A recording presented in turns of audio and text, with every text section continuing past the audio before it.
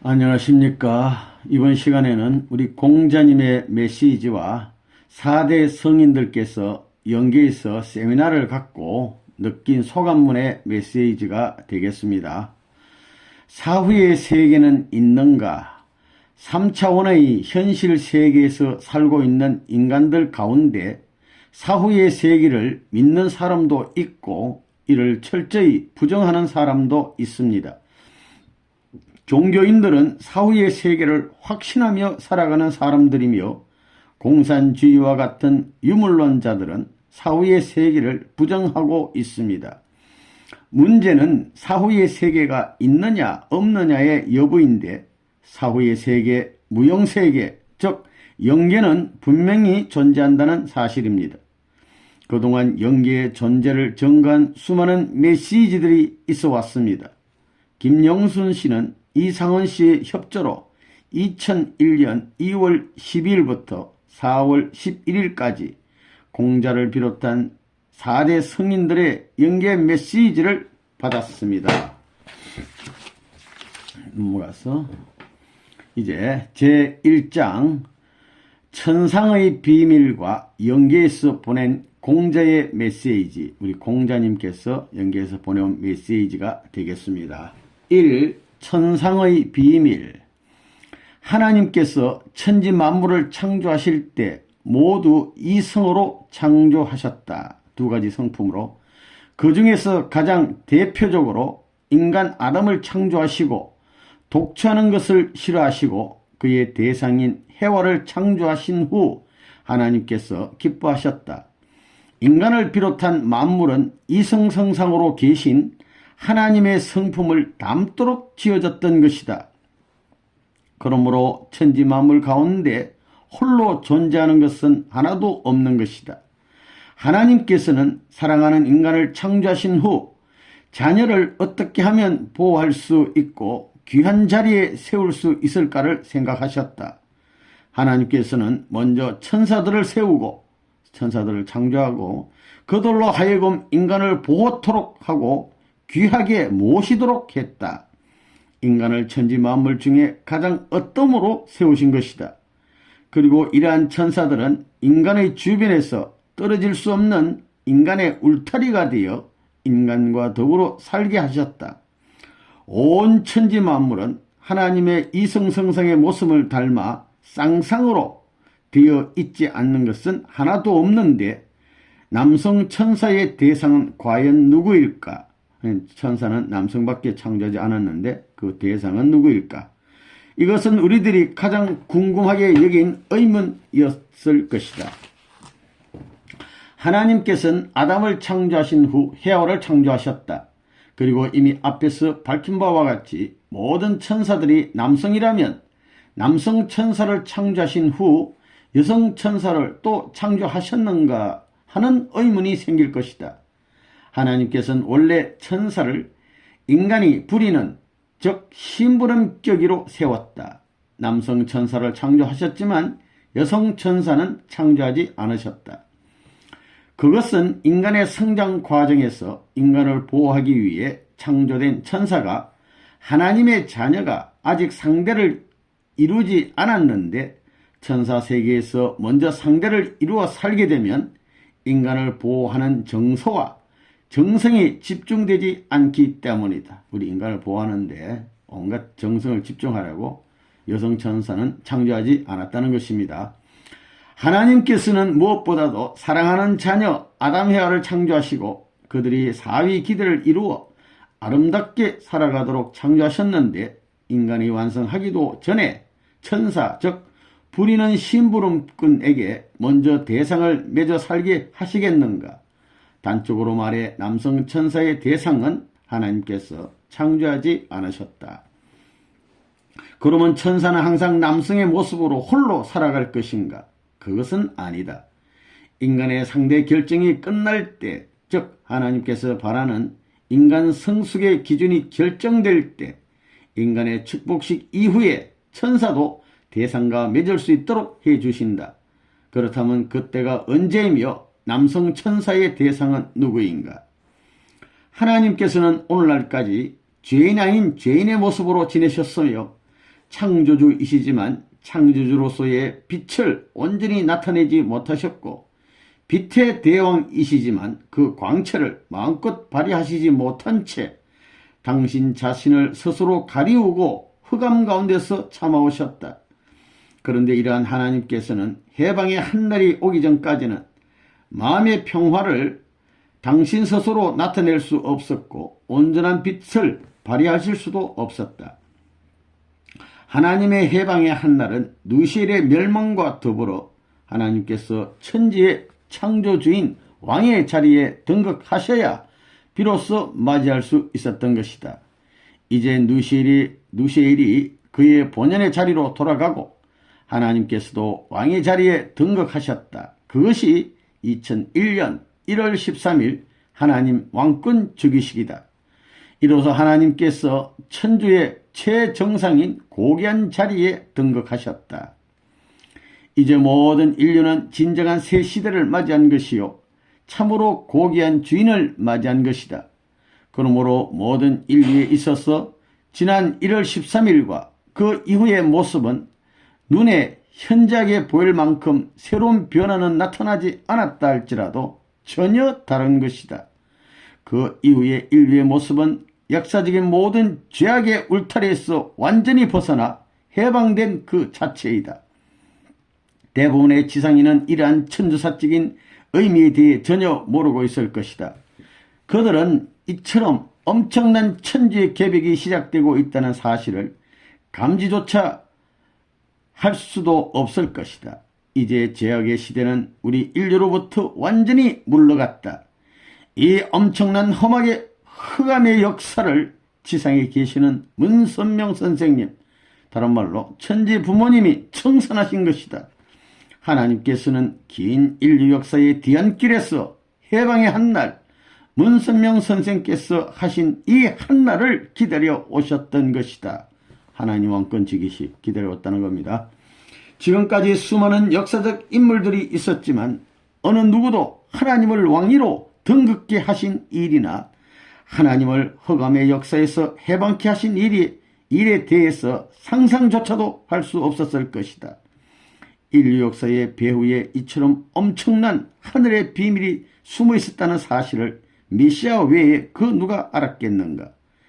이날 하나님께서는 얼마나 기뻐하셨는지 여러분은 도저히 상상할 수도 없을 것이다.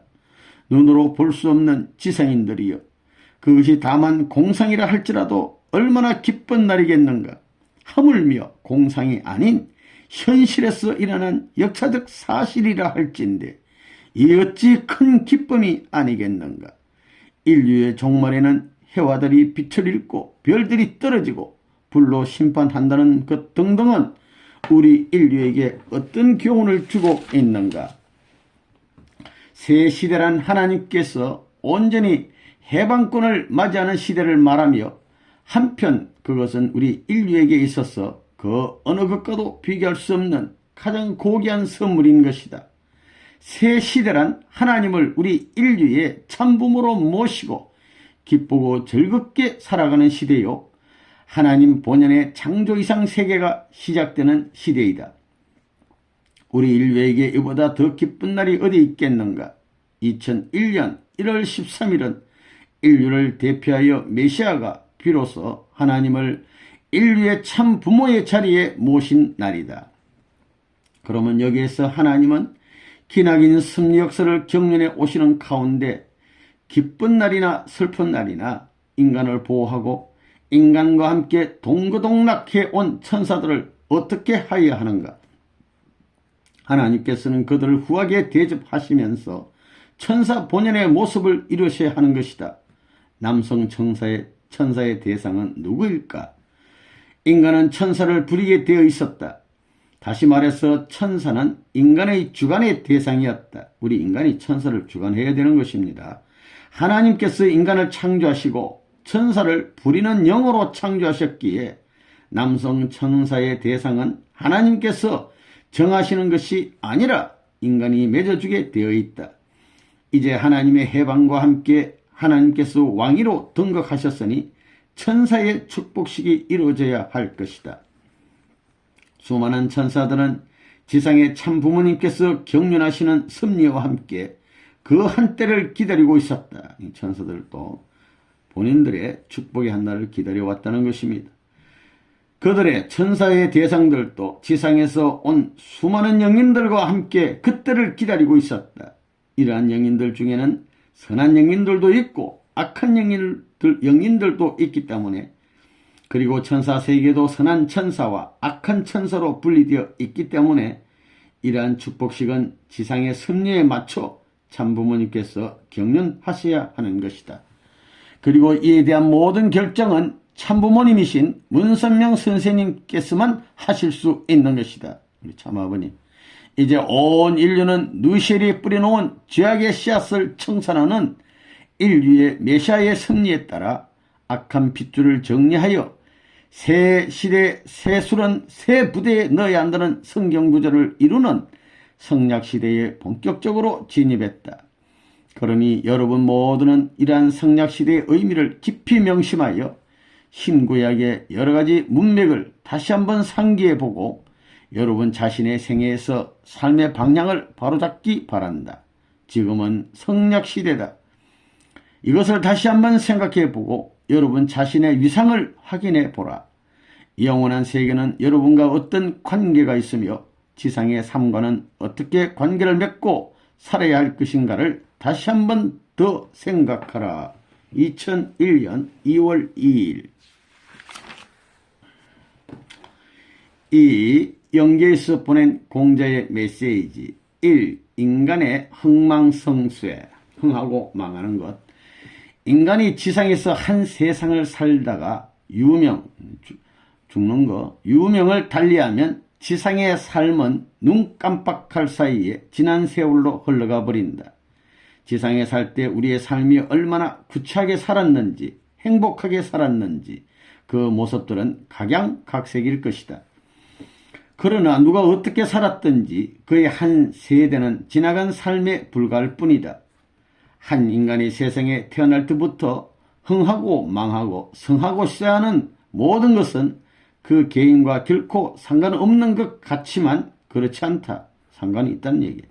그리고 천지 만물 조화와 인간과는 뗄래야 뗄 수 없는 밀접하고 고귀한 관계를 가지고 있었던 것이다. 따라서 나 공자도 지상에서 한 세상을 살았던 순간순간마다 생활 주변의 모든 존재들에게 적지 않은 신세를 지고 살아왔던 것이다. 인간은 엄마의 뱃속에서 오직 홀로 태어난다. 그럼에도 불구하고 왜 인간은 태어난 이후부터 남의 힘에 의존하며 살아가야 하는 것인지, 왜 자기는 홀로 살아갈 수 없는 것인지, 그리고 인간이란 존재가 어디서부터 어떻게 온 것인지를 곰곰이 생각해 봐야 할 것이다. 오늘날 인간은 흔히 이러한 자신의 모습을 생각하지 않은 채 태어났기 때문에 아무 생각 없이 무턱대고 살아가고 있는 것이다. 지상에는 이처럼 맥을 놓고 살아가는 인간들이 적지 않을 것이다. 세상 사람들이 나 공자를 소위 성인으로 불러주고 있다. 4대 성인의 한 사람으로 나는 지상 생활에서 인생에 대해 많은 것을 생각해 보았다. 특히 인간의 윤리 도덕에 대한 문제에 심혈을 기울여 생각해 보았다. 그렇지만 인간이란 참으로 무력하고 한정된 존재임을 깨달았다. 나의 생각으로는 도저히 뻗칠 수 없는 여러 차원의 한계들이 많이 있었다. 인간으로서 더 이상 생각할 수 없는 영역이 있음을 깨닫고 그것을 실제로 체험하여 보았다. 무엇보다도 보이지 않는 하나님의 존재에 대하여 그러했다. 이 메시지를 전하는 공자도 수천 년 전 지상에서 육신을 가지고 살았던 사람이다. 그런데 이곳 영계죠. 이곳 영육신을 가진 자는 살 수 없는 무용세계에서 나는 그렇게도 갈망해 오던 알고 싶었던 하나님을 만나게 되었다. 그 후 나는 하나님으로부터 엄청난 새로운 진리를 발견하고 체험했다. 체험. 그때 나의 심경은 지상에서 성인이란 칭호를 받았던 것이 너무도 송구스럽게 느껴져서 나의 정체를 깡그리 숨기고 싶었다. 지상에 살 때 하나님에 대해서 너무 몰랐기 때문에 부끄럽다, 이런 얘기 되겠습니다. 하나님은 인간의 흥망성쇠의 주인이시다.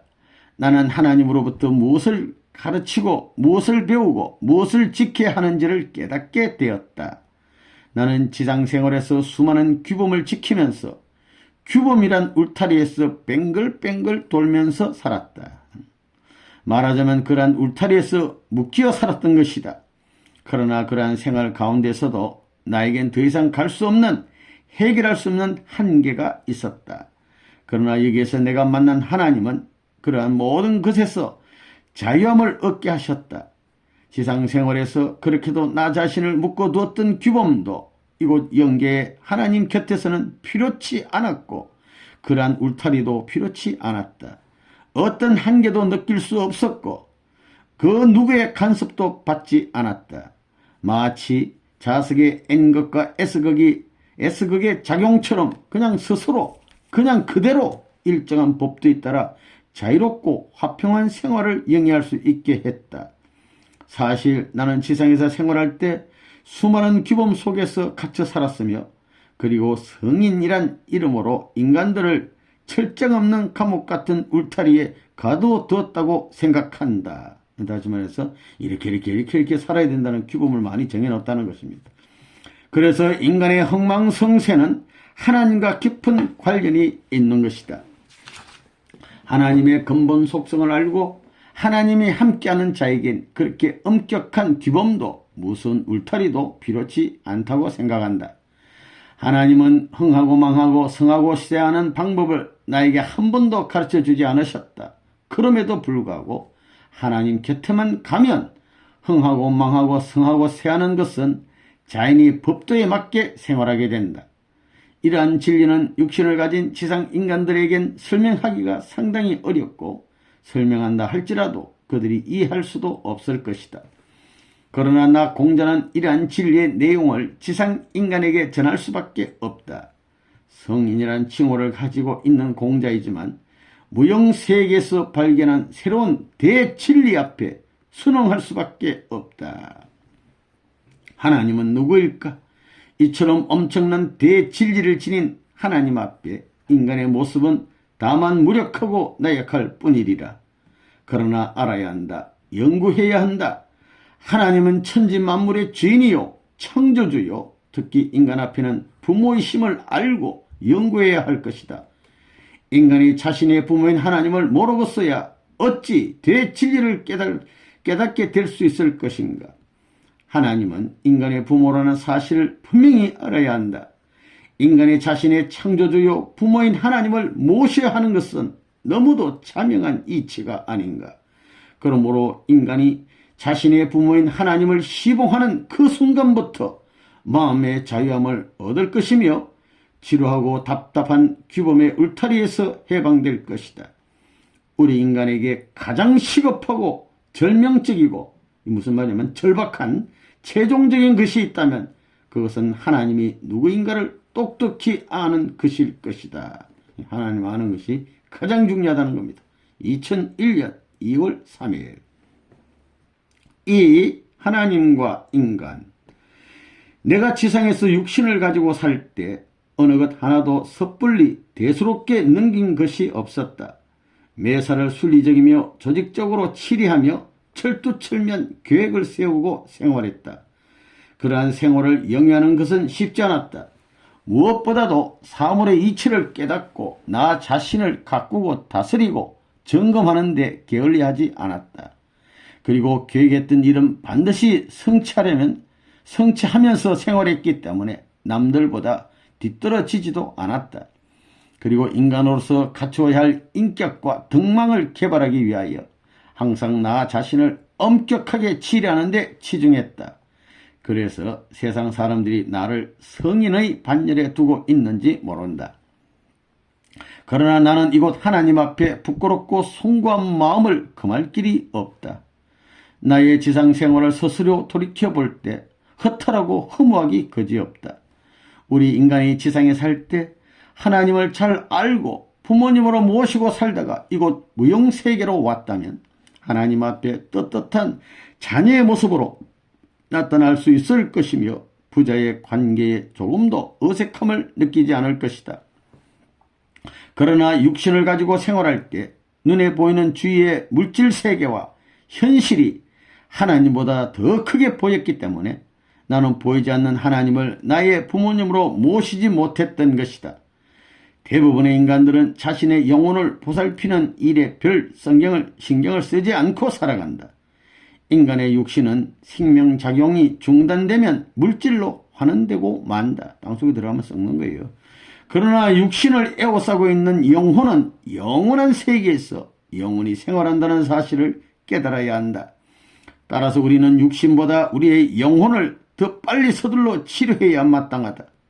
지금까지 우리 인간은 자신의 영혼의 생활에 대해서는 한결같이 경시해왔다. 무시해왔어요. 왜 세상 사람들이 나를 성인이라고 불렀던가? 하나님께서 나에게 다음과 같이 질문하신 적이 있었다. 공자는 지상에 육신을 가지고 살았을 때 하나님을 부모님으로 모시고 살았느냐? 그리고 연이어 하나님이 공자라면 성인이란 호칭은 사양했을 것이다. 안 받을 것이다 이 말이. 나는 하나님 앞에 참으로 민망스럽기 짝이 없었다. 내가 아무리 인간에게 바른 교육을 가르치고 살았다 할지라도 우주의 근본적 원리를 가르치지 못했다. 나는 그것에 대해서는 모호하게 소개하고 말았다. 하나님을 잘 몰라서 모호하게 설명해 버렸어요. 하나님과 인간의 분명한 관계를 밝힌 후 하나님은 인간의 부모이기 때문에 인간은 하나님을 섬기고 모시고 살아야 하는 규범을 바르게 가르쳐야 했었다. 그럼에도 불구하고 나는 그것을 모른 채 인간과 인간의 규범에만 치중했던 것이다. 한 가정에서 장남이 그의 동생들에게 갖가지 생활 방식과 생활 예절을 잘 가르치고 그들을 미래의 훌륭한 인격과 덕성을 갖춘 사람으로 성장시켰다 할지라도 그들의 부모를 뒷방에 모셔놓고 그들에게 부모를 섬기는 예절을 가르치지 않았다고 가정해보라. 이때 그 장남은 그의 부모님 앞에 분명히 효자란 칭호를 받기 어려울 것이다. 그는 장남이 아니라 거지 부모 노릇을 한 입장에 서게 된 것이니 이것은 그의 부모님 앞에 대단히 큰 불효를 저지른 것이 아니고 무엇이겠는가? 지성의 여러분은 이 점을 어떻게 생각하는가? 하나님과 인간의 관계는 무엇인가? 하나님은 하나님이며 인간은 인간이다 라는 사고방식은 하나님 앞에 대단한 불효를 저지르는 것이며 하나님의 마음을 지극히 슬프게 하는 것이 아니고 무엇이겠는가? 하나님은 천지만물의 주인이며 인간의 창조주이며 인간의 부모이시다. 그러면 인간은 뭐냐? 나라는 존재는 뭐냐? 나라는 개체는 하나님 앞에 지원받은 자녀의 자리에 있는 존재다. 하나님과 나와의 관계는 부자의 관계이다. 부자의 관계는 때려야 뗄 수 없는 숙명적이고 천륜적인 관계이다. 여러분의 지상생활에 있었어도 여러분의 부모가 잘생겼든 못생겼든 부자이든 가난하든 학식이 많든 적든 그분을 여러분의 부모로 모시는 것이 보편화된 현상이 아닌가? 잘나든 못나든 부모를 섬겨야지. 부모를 섬기는 일은 아무리 귀찮고 힘들지라도 그 일은 반드시 해야 하는 것이며 자녀는 그의 부모를 부모의 자리에 세워야만 하는 것이다. 그것이 자녀의 마땅한 도리이다. 이것은 동수고금을 막론하고 지상 인간의 보편적인 생활 약식임에 틀림없다. 하물며 육신의 부모의 모심의 생활도 그러하거늘 천지만물의 창조주이며 주인이신 하나님을 부모로 모시는 일에 있어서야 더 이상 재론의 여지가 없지 않겠는가. 나는 지상 생활을 할 때 부자유친이나 군신유의 등을 가르쳤지만 하나님과 인간의 부자의 관계를 분명히 밝히지 못한 것 같다. 인류가 하나님을 부모님으로 모시는 일을 어렵고 힘들다고 할 수 있겠는가? 이것은 어떤 윤리 도덕 규범보다도 우선해야 할 가장 중요한 규범이요 덕목이다. 이제 우리는 우리의 영원하신 부모님 하나님을 찾았다. 하나님을 우리의 생활 가운데 모시고 살아야 한다. 겨울이 오면 따뜻한 곳에, 여름이 오면 시원한 곳에, 봄이 오면 파릇파릇한 새싹 위에, 그리고 가을이 오면 오곡이 무르익는 들판 위에 풍요롭고 행복하게 우리들의 부모이신 하나님을 지극정성으로 모셔야겠다는 굳건한 각오가 서 있어야 할 것이다. 그런 자세를 가지고 살아가는 사람이 성약시대의 진정한 성약인이다. 여러분은 이처럼 지상에서 마음을 다하여 하나님을 모시고 살아가면 영원한 무영세계에서 하나님을 만날 때 하나님은 여러분에게 사랑하는 내 자식아 이제 왔느냐 하고 반갑게 맞아주실 것이다. 하나님은 인류의 부모이시요 인류는 하나님의 자녀라는 사실을 우리 모두는 명심해야 할 것이다. 나는 지상 생활에서 하나님 앞에 도저히 돌이킬 수 없는 불효를 저질렀음을 고백하면서 뭐냐면 하나님이 부모라는 것을 못 가르쳐줬단 말이에요. 용서를 비는 마음으로 이 메시지를 지상에 보낸다. 2001년 2월 4일. 만 가지 행실 중에 효가 어떤이라고 했어요. 3. 공자보다 나은 지상인. 사람은 세상에 태어날 때 그 시기를 잘 타고나야 하는데 이것은 인생의 큰 행운이라고 생각한다. 나의 부모는 공자 부모는 나를 낳기 위하여 정성을 많이 들였다고 한다.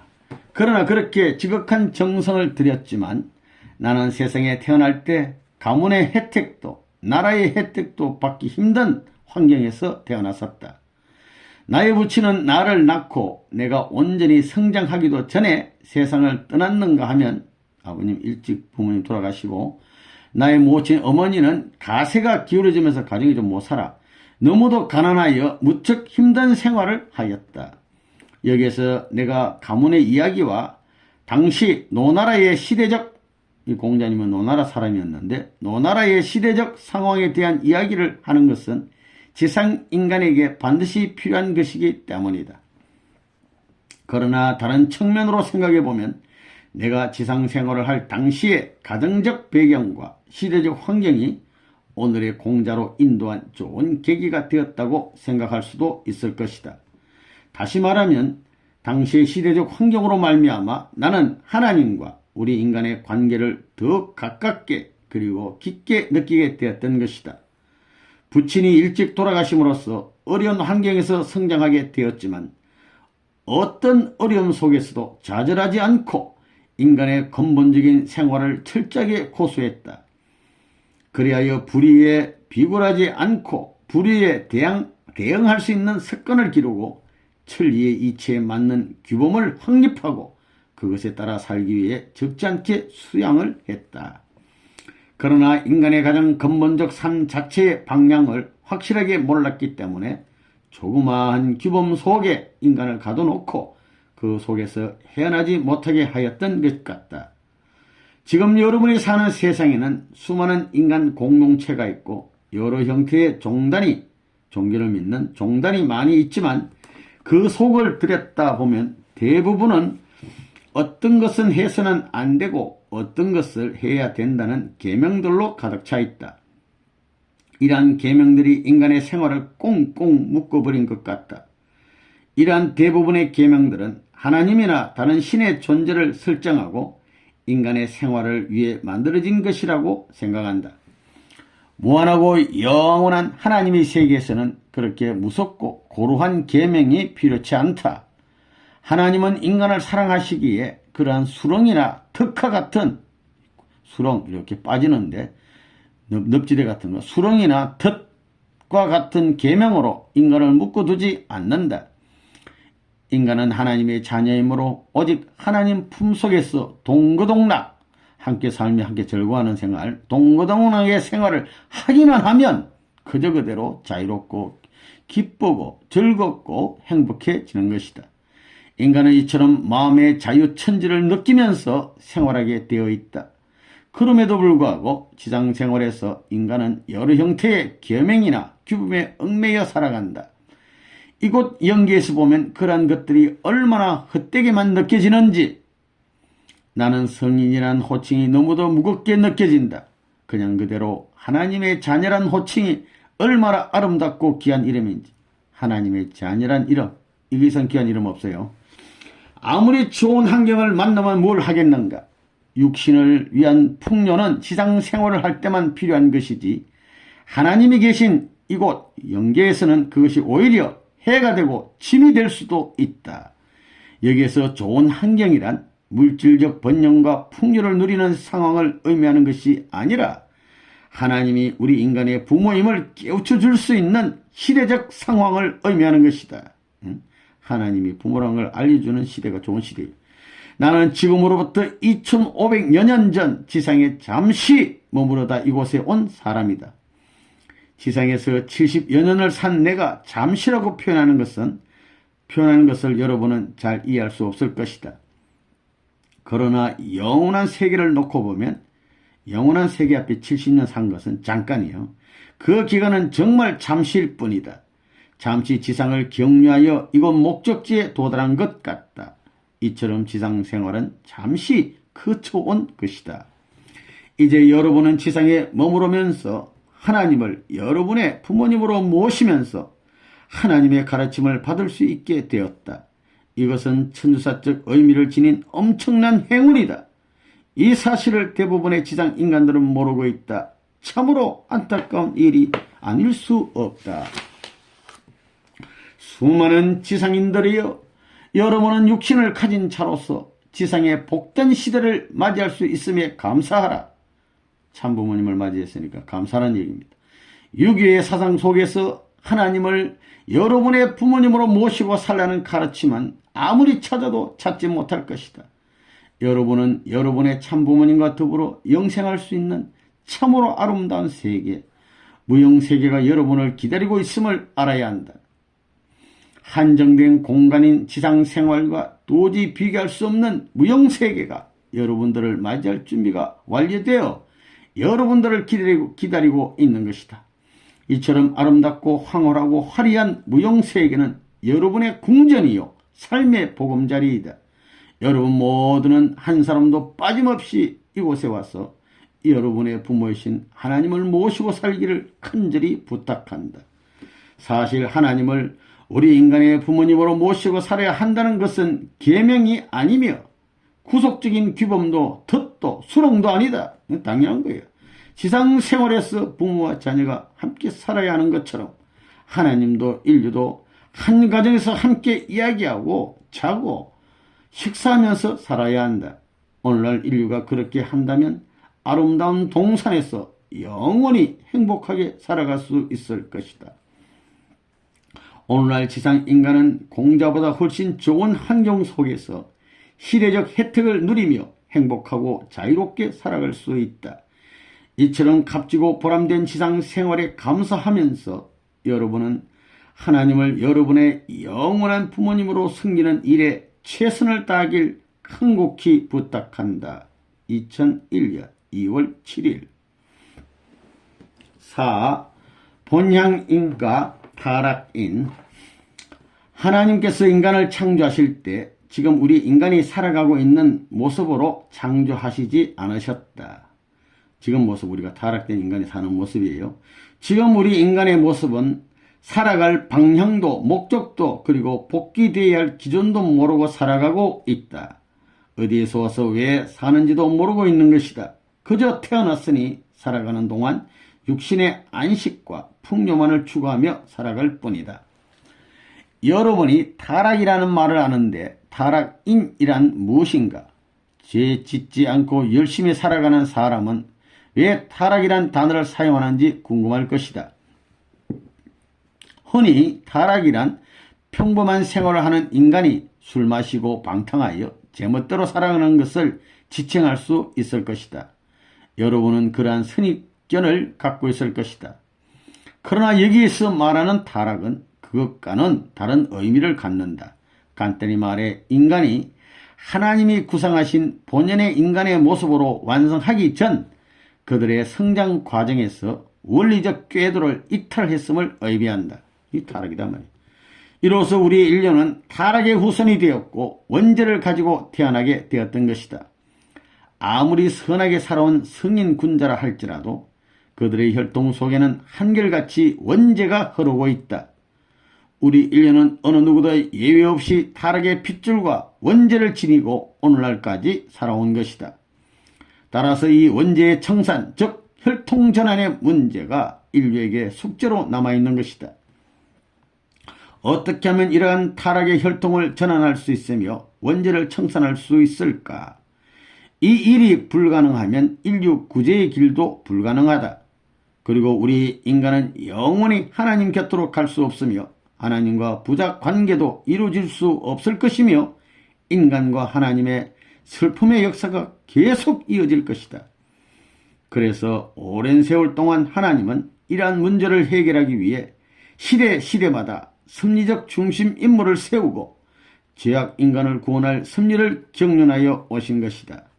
그 기다림의 역사가 6천년 인류 역사였다.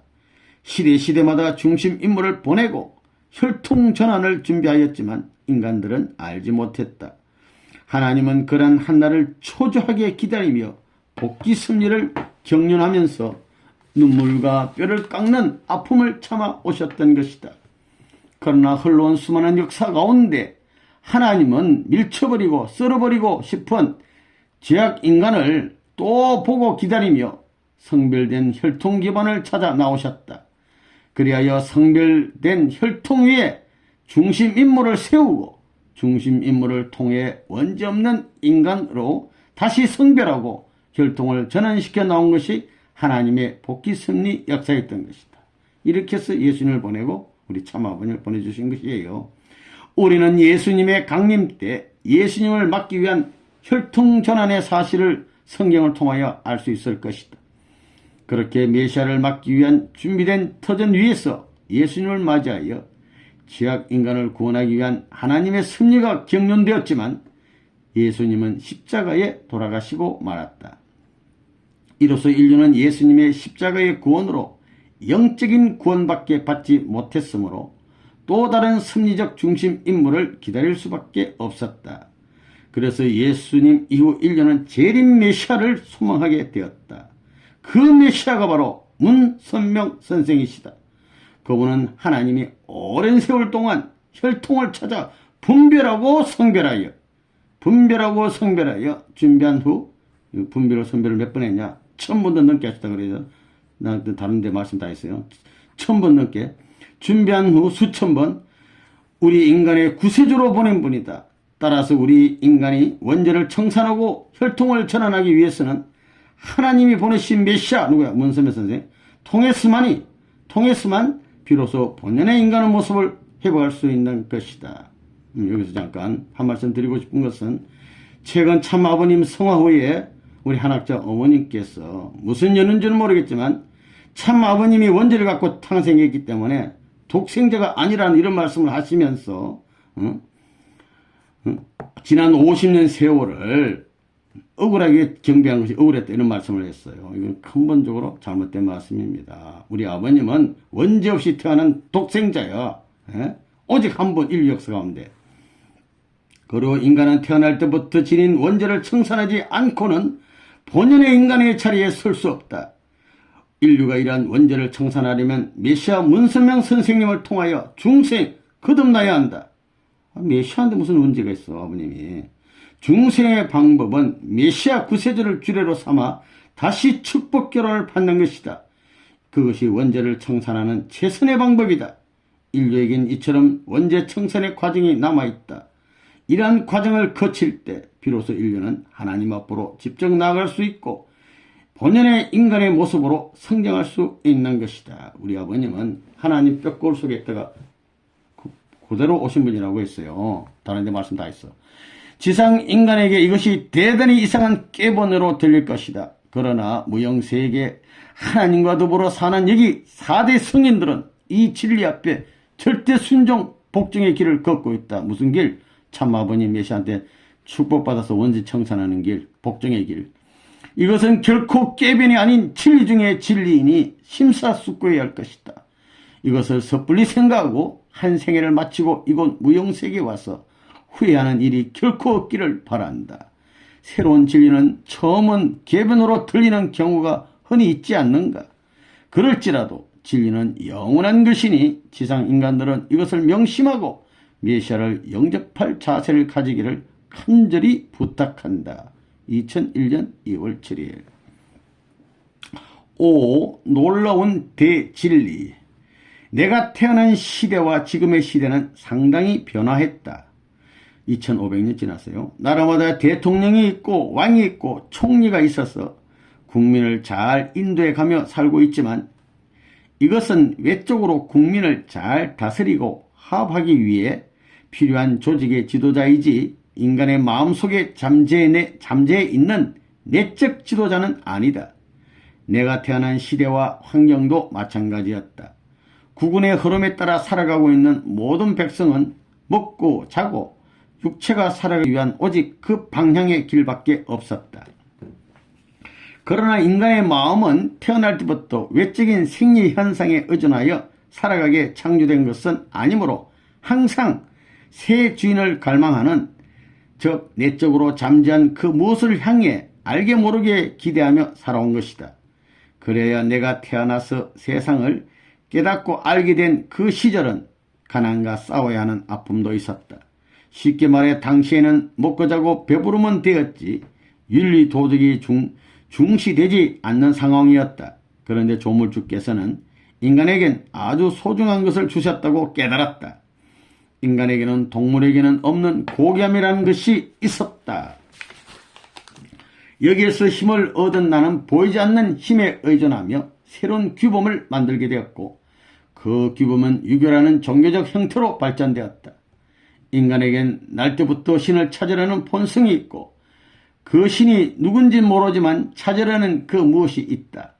인간은 그분과 더불어 살고 지도받게 되어 있었는데 그 주인을 찾아내지 못한 채 나는 여러 가지 규범을 인간에게 가르쳐온 것이다. 나는 그것이 누군가의 힘에 의해 계시한 사실임을 몰랐다. 나는 하나님 앞에 교만한 모습일 수밖에 없었다. 인간은 아무것도 아니다. 그저 하나님의 대진리 앞에 그리고 그 그늘 아래에서 살기만 하면 인간은 본연의 모습으로 살아갈 수 있다는 사실이다.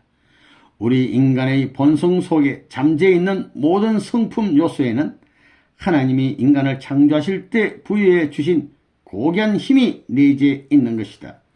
그러나 하나님과 인간의 관계가 단절됨으로써 그것이 나타나지 못했던 것이다. 그러므로 하나님과 더불어 살면 그렇게도 힘든 규범의 울타리에서 노력하지 않아도 기쁜 마음으로 살아갈 수 있으므로 지상의 규범에 얽매이는 노예가 되지 않길 바란다. 2001년 2월 12일 6. 생사화복. 생사하고 살고 죽고 화와 복. 사람이 살아가는 데는 생사화복은 누구나 체험하게 될 것이다. 그런데 생과 사와 화와 복의 근원이 문제인 것이다. 어떤 이는 화를 당해도 아주 긍정적으로 잘 넘기는가 하면 어떤 이는 만복을 가지고 있는데도 불구하고 항상 고민과 걱정 속에서 헤어나지 못하기도 한다. 그러면 우리 인간은 지상에서 살아가는 동안 생사화복에서 해방될 수는 없는 것인가? 인간은 태초부터 복을 받을 수도 있고 화를 당할 수도 있게 태어났으니 죽을 수도 있는 것이다. 이것이 인간의 지상 생활이다. 이러한 기로에 서 있는 우리 자신의 삶을 더듬어 보자. 인간이 사는 목적이 무엇인가? 대부분의 사람들은 자신들의 의지와 상관없이 태어났기 때문에 결과적으로 육신의 욕망에 따라 살아간다. 그러나 육신을 잃게 되면 영혼이 어디에서 어떻게 생활할 것인지를 생각하고 살아가는 자는 지극히 드물 것이다. 여기에서 내가 지상에서 살았을 때를 생각해 본다. 나는 가난과 질병의 고통은 육신을 가졌기 때문에 어쩔 수 없이 당해야 하는 것이라고 생각했다. 그러나 지상 생활을 마감한 후, 죽고 난 후에 나는 어디에서 무엇을 어떻게 할 것인가에 대해서는 생각조차 해보지 못했다. 나는 육신이 노쇠하여 지상 생활을 끝내고 무용세계로 왔을 때 내가 살았는지 죽었는지 그리고 왜 나의 차림새가 이처럼 달라졌는지를 도저히 알 수 없었다. 이곳에 다른 사람들은 한결같이 열심히 활동하며 살아가고 있는데 나는 자신의 주변이 정리되지 않아 무척 당황했으며 그렇다고 여기저기 자꾸 무릎을 쳐지도 못되었다. 공자님이 처음에 돌아가셔가지고 영계 갔을 때 당신이 죽었는지 살았는지 잘 몰랐다는 것입니다. 그것은 사실 나의 체면 때문이었다. 나는 몇 날 며칠 동안 길을 계속 걷다가 이상한 것을 발견하게 되었다. 처음에 이제 돌아가셔서 연계해서 경험한 내용을 말씀해 주시는 것입니다. 지상 생활에서 좀처럼 경험할 수 없을 만큼 화려하고 찬란한 옷차림을 한 사람이 내 앞에 나타나서 이쪽으로 가라 저쪽으로 가라고 명령했다.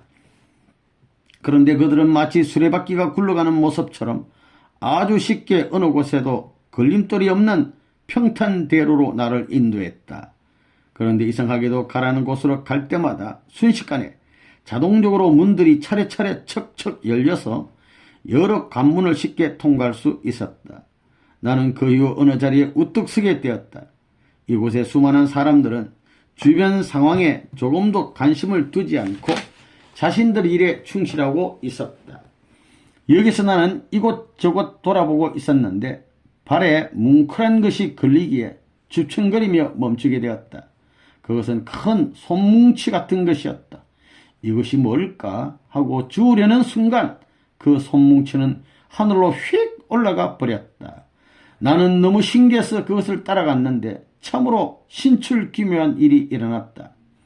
손뭉치 같은 물체가 사르르 퍼지더니 주변이 마치 안개 속에 쌓인 것처럼 변했다. 나는 세상에 태어나 한 번도 경험하지 못한 이러한 신출기묘한 현상 앞에 정신을 차릴 수가 없어 가만히 있을 수밖에 없었다. 나의 모든 위신과 체면을 무시하고 지나가는 사람들을 붙들고 묻기 시작했다. 여기가 어디며 그리고 여기는 어느 나라인가? 그리고 나는 70이 넘어서 죽었던 것으로 기억하는데 왜 이곳에 와 있는지요? 를 묻고 또 물었다. 여러 사람들에게 수없이 물어보았지만 어느 누구도 대답해 주지 않았다. 나는 답답하고 궁금하여 견딜 수가 없었다. 시간이 지날수록 점점 정신이 몽롱하며 혼미 상태에 이르렀다. 왜 이렇게 낯설고 이상한 것뿐인가 궁금하여 미칠 지경이었다. 몇 날이 지나면서 여러 가지를 곰곰이 생각해 보았다. 혹시 여기가 죽어서 다시 산다는 곳이 아닌가 하고 생각해 보았다. 이런저런 생각을 하다가 지상에서 보기 드문 옷차림을 한 사람을 만났는데 그의 옷 매무새를 볼 때 그는 별 어림없이 지내는 사람으로 보였다. 나는 그에게 여기가 지상이냐 죽은 사람이 오는 곳이냐고 물어봤다. 그런데 그 사람 대답이 재미있었다. 당신이 살았소 죽었소 하고 묻기에 잘 모르겠다고 대답했다. 그가 따라오라고 해서 따라가 보았는데 그곳은 참으로 기이한 곳이었다. 여러 사람들이 식당에 빼곡히 앉아 있었고 주인은 없었다. 식당의 곳곳에는 맛있는 식사가 다양하게 화롭게 차려져 있었다. 어느 한 자리를 정하여 앉으려고 생각하니 의자가 난데없이 나왔다. 그리고 수저를 생각하니 수저가 척 나타났다. 앉아야겠는데 생각하니까 의자가 탁 나타나고 아유 수저가 있어야 되지 하니까 수저가 탁 나타나고 무엇이든지 생각하자마자 즉시 나타나는 것이었다. 나는 이곳의 여러 가지 신기한 현상이 너무도 이상해 견딜 수가 없었다. 나는 이곳의 여러 차원의 환경을 적응하는데 참으로 많은 날이 걸렸다. 오늘은 생사화복이라는 제목을 정한 것은 인간은 지상에 살 때 누구나 예외 없이 갖가지 어려움을 경험하는 경우도 있으며 때로는 화를 때로는 복을 경험하면서 살아가기 때문이다. 여기서 분명히 알아야 할 것이 있다. 그것은 인간은 대부분의 경우 편안한 자리에서 자신의 인격과 수양과 덕을 쌓을 수 없다는 점이다. 인간에 있어서 자신이 어려움을 당할 때 자신을 돌아보는 것이며 그 어려움을 극복할 때 참된 인격과 덕을 쌓을 수 있는 것이다. 그리고 자기에게 감당할 수 없는 화가 올 때, 원인 모를 복이 올 때 자기 자신을 발견하도록 노력해라. 이러한 가운데 인간은 완성되는 것이다. 화가 왔을 때 비굴해지지 말고 복이 왔을 때 그것을 겸손하게 받고 혼자 누리지 말라. 이것이 지상 삶의 열매가 될 것이다. 인간이 추수기에 이러한 열매를 가지고 들어오는 것이 바로 무형세계인 것이다. 지상 생활에서 산 삶의 결과를 가지고 가는 곳이 무형세계. 내가 무형세계에 들어왔어도 공자 자신을 발견하지 못한 것은 지상 생활에서 무형세계의 삶을 준비하지 않고 살았던 탓이요, 무형세계에 대한 지식이 충분치 못했던 탓이다. 인간에게 누구에게나 그의 내세가 있다. 따라서 생사화복의 근원지는 무형세계이므로 지상생활을 할 때 생사화복을 잘 다스리고 잘 받아들여라. 그리하여 영원한 처소에 들어올 때 모든 관문에서 쉽게 통과하길 바란다. 나는 인생을 비굴하게 보내지 않으려고 무척 노력했지만 내세 영계 준비를 충분히 하지 못했던 것이며 내세의 삶을 경험하고 그것에 대해 공부하는 것에 깊이 관심을 갖지 못했던 것이다. 지상의 여러분은 내세가 분명히 있음을 명심하고 영원한 이곳 무형세계에서 나처럼 헤매질 않길 바란다. 처음에 가서 막 헤맸잖아요. 2001년 2월 13일 7. 천국이란 곳. 천국이 어떤 곳일까요? 세상 사람들이 말하는 천국이란 곳은 도대체 어떤 곳인가? 천국은 누가 만든 곳이며 어느 누구도 가보지 않았음에도 불구하고 왜 모든 사람들은 그곳을 소망하며 살아가고 있는가? 내가 지상에서 생활할 때 잘 살면 천국 간다는 소리를 들어본 경험이 없었지만 천국 같은 곳이 있을 것이라는 예감이 나의 마음속에서 항상 메아리치고 있었다. 나의 생활 가운데 잘못 살면 마음이 편하지 못하고 잘못된 길을 가지 않아야 한다는 마음의 소리와 지시가 항상 들려왔다. 양심의 소리가 들려왔다는 겁니다. 그때 나는 신을 섬겼던 경험도 없고 신에 대한 일말의 추앙의식도 없었다. 그런데 마음의 소리, 마음의 지시가 나를 마음대로 살도록 하지 않았다. 이것은 무슨 의미인가?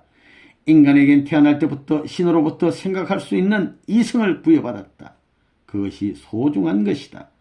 인간은 하나님을 믿든 전혀 믿지 않든 하나님으로부터 본성을 공평하게 부여받았던 것이다. 그것이 자기가 받은 달란트이다. 이것이 얼마나 감사한 일인가? 인간을 창조하셨던 조물주, 곧 창조주께서는 빈부의 차이도 학벌의 차이도 인종의 차별도 하지 않고 우리 모두에게 아무런 편견 없이 골고루 나눠주신 것이 인간의 본성이다.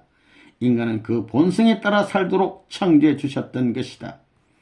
그런데 인간은 자신의 삶의 환경에 따라 그의 창조주가 부여한 고귀한 본성을 흐리게 할 때가 적지 않다. 그러나 인간 내면의 근저에, 인간 내면의 바닥에 깔린 본성은 항상 그 자리에서 변하지 않고 있다. 마치 순검이 불 속에서 이글이글 타더라도 꺼내보면 그 원색은 변하지 않는 것처럼 창조주가 주신 인간의 본연의 색깔은 변할 수 없는 것이다. 왜 그럴까? 인간의 본성은 천국의 기지이기 때문이다. 인간의 본성의 소리, 본성의 지시, 본성의 방향을 따라 지상에서 살다가 본성의 종착지, 즉 본향인, 본향 땅, 천국으로 오게 되어 있다. 대부분의 지상인은 육신의 노예가 되어 살아가고 있지만 그러한 생활에서도 내면에서 들려오는 본성적 마음의 소리와 메아리 때문에, 즉 육신의 족쇄가 되어 어찌할 수 없이 발부동을 치면서도 죄지지 않고 살려는 메아리의 호통 때문에 좀 더 선하게 살아보려고 애쓰고 있는 것이다. 이 본성이라는 것은 언제나 우리 인간을 선하게 인도하고 있는 것입니다. 만약 우리 인간에게 이것마저 없다면, 본성마저 없다면 지상생활은 지금보다 더 사악하고 무슨 지옥의 천지가 되었을 것이다. 그러나 우리에게 아직도 희망이 있고 소망이 있는 것은 하나님이 부여하신 인간의 본성이 엄연하게 존재하기 때문이다. 종교란 무엇인가? 그것은 육체의 안일보다 내세의 영혼의 안위를 위하여 연단하고 덕을 쌓는 것이며 궁극적으로 그것을 통해 천국의 기지에 안착하기 위한 것이다. 우리 인간은 태어날 때부터 그릇된 혈통을 전수받아 하나님과 먼 거리에 있는 것 같지만 하나님은 우리 인간과는 떨어질 수 없는 모질고 끈끈한 정을 지니고 있다. 그 근본적 속성이 본성의 소리요, 본성의 지시인 것이다. 그래서 하나님은 우리에게 너희가 나를 떠날지라도 함부로 살지 말라, 죄짓지 말고 살아야 한다고 하신 것이다. 하나님이 우리에게 주신 하나님의 근본 속성과 창조의 본성은 불변이다. 변하지 않아요. 우리 인간에 있어서 하나님의 창조의 본성마저 변하고 하나님의 속성마저 사라져 버린다면 우리 인간은 영원한 천국 기지에 결코 도달할 수 없을 것이다. 그러면 천국이란 도대체 어떤 곳인가? 천국이란 글자 그대로 하늘나라이다. 이곳은 하나님이 우리에게 주신 속성과 본성을 그대로 누려가며 하나님의 지시와 방향과 말씀에 따라 살아가게 되어 있는 곳이다. 마음의 소리에 따라 살면 마음의 평화를 느낄 것이다. 하나님의 본성, 그것은 오직 위하여 살고자 하는 정신으로 가득 차 있기 때문에 어느 곳에서나 항상 평화와 행복이 깃드는 것이다. 인간은 누구나 천국을 소유할 수 있는 본성을 지니고 있다. 따라서 하나님의 본성대로 살아가는 사람은 누구나 천국을 소유할 수 있는 것이며 자기의 욕망에서 헤어나지 못한 사람은 천국과 먼 거리에 머물게 되어 있는 것이다.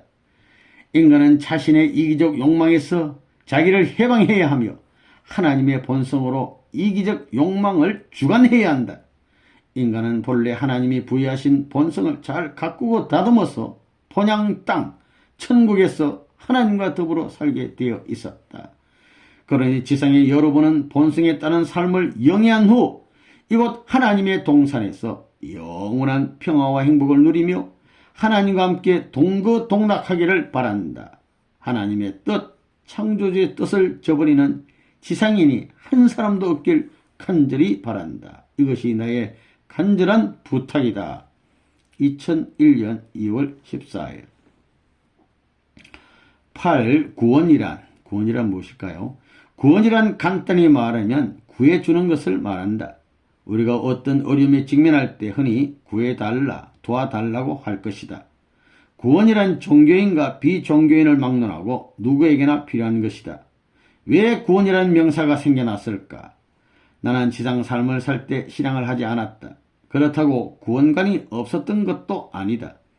인간은 종교인이든 비종교인이든 항상 부족한 상태, 무언가 가득 채워지지 않은 부족한 상태, 불완전한 상태, 즉 미완성의 존재임을 항상 느끼고 살아간다.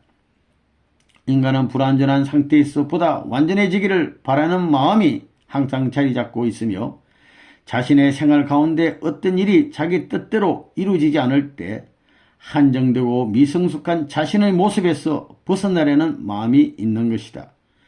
인간은 자신의 완전한 가치적 존재가 무엇인지 모르지만 그것을 항상 추구하며 기대하며 소망하면서 살아가고 있다. 그러한 욕망이 우리 인간의 마음속에 항상 잠재하고 있는 것이다. 그러면 어렵고 힘들 때 자신을 도와달라는 요망사항으로서의 구원의 의미를 떠나서 생각해보자. 인간에 있어서 자기에겐 더 이상 채워질 것이 없을 만큼 어떤 것이 가득 차 있으니 자기에게 아무것도 필요 없다고 만족하는 사람은 거의 없을 것이다. 어떤 것이 아무리 가득 차 있을지라도 우리 인간은 더 바라고 열망하는 마음을 항상 지니고 살아간다. 그러나 외적으로 그렇지 않은 것처럼 살아가고 있을 뿐이다. 그러나 인간은 위기에 직면하면 항상 자신의 한정된 모습 외에 어떤 다른 존재에 의존하고 추앙하라는 본성이 있다. 추앙. 왜 인간은 자기 홀로 살지 못하고 어떤 다른 존재에 의존하려는 본성을 갖고 있을까? 인간이라면 누구나 이러한 본성을 기본적으로 소유하고 있는 것 같다. 하나님께서 인간을 창조하실 때 왜 인간의 모습, 마음을 이렇게 창조하셨을까? 라는 의문도 여러분에게 생길 것이다. 여기에서 우리가 생각해 볼 것이 있다. 입원 환자는 입원해 있을 동안 의사의 손길이 필요하다. 그러나 그가 병이 완치되어 퇴원한 후에는 의사의 도움 없이 건강하게 살아갈 수 있다. 그러면 우리 인간에겐 구원이라는 용어가 왜 필요한 것인가? 이것이 문제의 요인이다. 인간은 어떤 도움이 필요하도록 창조되었던 것이다. 현실적 인간의 속성을 분석해 보면 거기에는 구원의 요소가 잠재되어 있다. 그것이 절대자를 찾는 추구욕이다. 그러나 절대자를 추구하는 본성을 모든 인간이 한결같이 갖고 있는데도 불구하고 왜 우리는 그렇게 살 수 없으며 그렇게 할 수도 없는가? 그것은 인간 조상이 창조된 이후 성장 과정에서 하나님이 허락하지 않은 권으로 그 범위로 타락하였기 때문이다. 이로써 그의 후손은 인간 조상의 근본적인 죄를 청산하기 이전에는 창조주 하나님 앞으로 직접 나설 수 없는 죄인이 되어버렸다. 인간 조상의 근본적인 죄는 혈통과 관련이 있으므로 이를 해결하기 위한 모든 조건은 인간 스스로 세울 수는 없다. 하나님이 정하신 특정한 인물이 나타나서 인간 조상의 근본적인 죄를 청산해야 한다. 하나님이 여러 세대를 통해 인간의 혈통을 분별하여 특정한 인물을 선택하신다. 특정한 인물의 선정은 하나님만이 하실 수 있는 고유 권한이다. 그리고 하나님에 의해서 특별히 선정된 인물은 인간 조상의 타락한 상태를 본연의 상태로 다시 돌려놓기 위한 여러 가지 판금 조건을 세워야 한다. 그 후에 그분은 하나님 앞에 원죄가 없었던 인간 조상 아담의 입장에 서서 모든 인류를 하나님의 혈통으로 전수하기 위한 여러 가지 조건을 세운다. 그리하여 그분은 인류를 죄악으로부터 구원하여 하나님의 나라를 건설하여 하나님을 천주의 왕으로 지상과 영계 천주의 왕으로 즉위케 하여 하나님을 인류의 영원한 부모로 모시고 살아갈 수 있게 하신다. 따라서 세계 인류는 하나님을 모신 가운데 하나님의 주례에 의한 결혼식, 다른 말로 축복식을 올릴 때 비로소 영원한 하나님의 혈통으로 전수될 수 있는 것이다. 다시 말해서 인간 조상의 타락에 의하여 더럽혀진 거짓 혈통은 하나님의 혈통으로 전수될 때 인류가 구원되는 것이다. 이것이 바로 축복을 통한 인류 구원이다. 그러면 이처럼 인류를 구원할 수 있는 하나님이 정하신 특정한 인물은 누구인가? 그분이 바로 문선명 선생이시며 그분은 인간의 메시아, 구세주, 재림주이시다. 2001년 2월 16일. 문선명 선생님은 인류의 참부모시요, 메시아요, 구세주요, 재림주입니다. 메시아와 구세주. 메시아와 구세주란 용어는 현대인에게 흔히 들을 수 있는 익숙한 말이다. 지상 생활을 하는 인간은 항상 완성의 모습을 향해 전진하고 있다. 그러나 인간이 발전하기 위해서는 자기보다 나은 지도자가 없이는 전진도 발전도 할 수 없다. 그리고 인간의 진정한 발전은 인간의 외적 모습의 발전보다 내적 모습의 발전을 의미한다. 그리고 내적 발전의 기준은 하나님이 바라는 인간 완성의 기준을 전제하고 하는 말이다. 하나님의 인간 창조 이상의 완성을 의미한다. 주지한 바와 같이 인간은 태어날 때부터 원죄를 가지고 있었다. 그리고 하나님이 바라는 인간의 기준은 죄 없는 본래의 모습으로 나아가기 위한 것이다. 여기에서 우리는 분명한 우리 자신의 현실적 모습을 정확히 파악해야 한다. 나는 죄 짓지 않고 살았으며 항상 의롭게 살았다. 나의 부모는 일생 동안 정성을 들이며 남을 위해 헌신 봉사의 삶을 살아왔다. 나는 그러한 부모의 자녀로 태어났는데 왜 원죄를 가지고 있다는 말인가? 이것은 인간의 억울한 사정이지만 인간의 공통적인 현실이다. 이것은 어떤 한 개인의 죄가 아닌 인간 조상의 혈통의 죄이다. 쉽게 말하면 인간 조상 아담 헤아의 혈통적 죄이기 때문에 그의 후손은 억울하게도 원죄를 가진 존재가 되고 말았던 것이다. 이 부분은 통일교회의 원리강론의 타락론 죄의 뿌리에서 자세히 설명하고 있으므로 참고하길 바란다. 인류의 직계 조상 아담 헤아가 지은 죄는 당연히 그의 후손이 그 죄를 혈통적으로 탕감해야 한다. 그러면 잘못된 혈통을 바로잡기 위해서는 인간에겐 돌파구가 있어야 할 것이다. 수천 년 역사가 흘러오면서 인류는 죄악의 씨앗을 청산하지 못한 채 죄악의 혈통만을 계속 번식한 것이다. 그러한 인간이 지상의 절벽에 살아가고 있는 것이다. 그러면 하나님은 이러한 인간의 현실을 보고만 계셨던가? 수많은 세월 동안 하나님을 무엇 하시고 계셨을까? 여기에서 우리는 하나님의 심정을 헤아려 보아야 한다. 한 세대가 가고 또 한 세대가 올 때마다 하나님은 새로운 중심 인물을 세우고 그 중심 인물을 통해 하나님의 창조 이상 세계의 꿈을 펼치려고 복귀 섭리를 경륜해 오셨다. 그런 가운데 예수님의 시대에 이르러 유대 백성들이 예수님을 계속 불신함으로써 예수님은 십자가의 길을 선택할 수밖에 없었다. 인간 책임 못해서 그래요. 원래 하나님 뜻이 아닙니다. 십자가의 길은. 그 외에 대부분의 복귀 섭리의 인물들도 시대마다 하나님이 바라는 기준에서 뜻을 이루지 못한 채 오늘날까지 세월이 흘러온 것이다. 하나님은 당신의 자녀들이 척에 같은 죽음의 길에 이를 때마다 긴 한숨과 슬픔의 세월을 참아오셨다. 인류가 사랑하는 자녀이지만 하나님은 당신의 자녀라고 부를 수도 없는 현실을 맞이했다. 인류 역사를 통해서 계속 죄악의 씨앗들이 나날이 번식되었던 것이다. 그것이 오늘날 현실적인 죄악 역사인 것이다. 하나님의 인간에 대한 창조 본연의 이상은 아무리 세월이 흘렀다고 할지라도 변할 수 없는 것이므로 절대자 하나님, 새로운 중심 인물을 세우며 새로운 섭리를 경륜해 오신 것이다. 그리고 죄악 역사는 반드시 종식되어야 하는 것이다. 그래서 인류에게 하나님과 구세주 메시아의 존재가 절대 필요하다. 이러한 관계가 있기 때문에 인류는 머릿속에서 무의식 중에 구세주와 메시아를 찾게 되는 것이다. 이제 구세주와 메시아는 인류의 보편적인 존재가 되었다. 하나님이 보낸 메시아가 이 땅에 와서 죄악 역사를 종결짓고 인류를 죄악의 혈통에서 원죄없는 모습으로 거듭나게 해야 하는 것이다. 그러면 이 시대의 메시아 구세주는 구세주인 그분은 누구인가? 그분이 문선명 선생님이시다.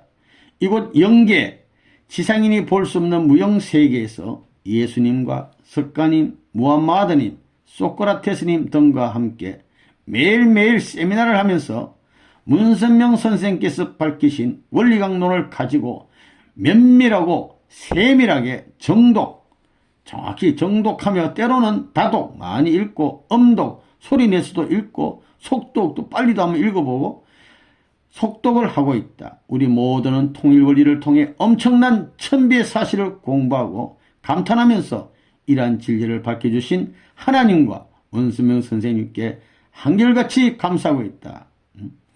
천상에서 문선명 선생님이 밝힌 원리강론을 4대 성인들이 정독, 다독, 음독, 속독을 하면서 공부하면서 이것을 깨달았다는 것입니다. 이 진리를 밝혀주신 하나님과 문선명 선생님께 한결같이 감사하고 있다. 지상인은 그냥 가만히 앉아서 원죄를 청산하고 구세주를 만날 수는 없을 것이다. 찾아가서 만나봐야 돼. 유교 교도들이여 통일 원리를 정독해보라, 좀 읽어보라 이거야. 그리고 이 밖에도 문선명 선생님께서 밝혀놓은 여러 차원의 말씀집과 관련 서적들이 많이 있으니 그것들을 연구해보라. 종교인이건 비종교인이건 모두 다 통일 원리를 연구해야 할 것이다. 특히 통일 원리에는 유교인이 쉽게 받아들이지 못할 부분이 있을 것이다. 유교도 여러분은 그런 부분을 발견하게 되면 그것을 놓고 두문불출을 하며 연구해보라. 문선명 선생님은 누구인가?